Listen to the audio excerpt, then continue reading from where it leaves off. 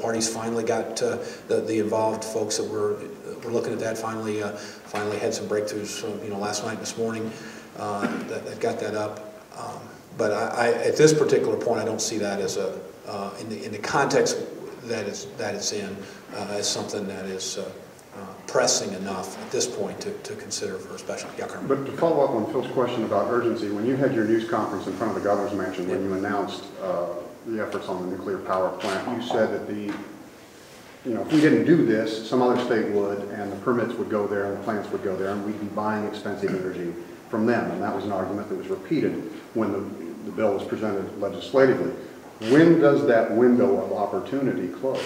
Well, I think a lot of it, there's also been changes as to some of the financing mechanisms that the federal government would help with on loan guarantees. I think that's something else. I mean, obviously, you're going to need all the stars to align before you can move forward with a project of this scope. And we'll watch at the federal level if they move forward in an aggressive way on some of those necessary, I think, ultimately necessary federal loan guarantees that have been talked about for many, many years. That could raise this to the level and I thought at the time, and I still think that we need to be farther up in that list. I think there will be a time when we do this. This is a cost-effective way to get it done that protects consumers. I don't want in any way, shape, or form to signal that I don't think we should continue to move forward in this option. But absent having a funding source there, and the movement back of that over the last 3 or 4 months perhaps has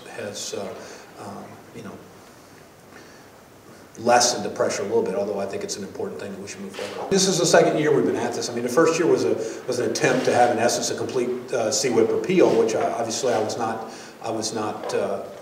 prepared to deal with. That's why we looked at this and crafted something we thought would protect consumers. That's why we had the additional dollars and resources for the Office of Public Counsel in there to protect consumers. That's why we had a hard cap. That's why we put in there the protections that said that unless they got the early site permit, they wouldn't get any of these dollars. We put those. I mean, I think that pressure, that legitimate pressure and concerns from the public led to a much stronger measure as far as consumer protection in this measure than what was pushed in just an overall CWIP repeal the year before.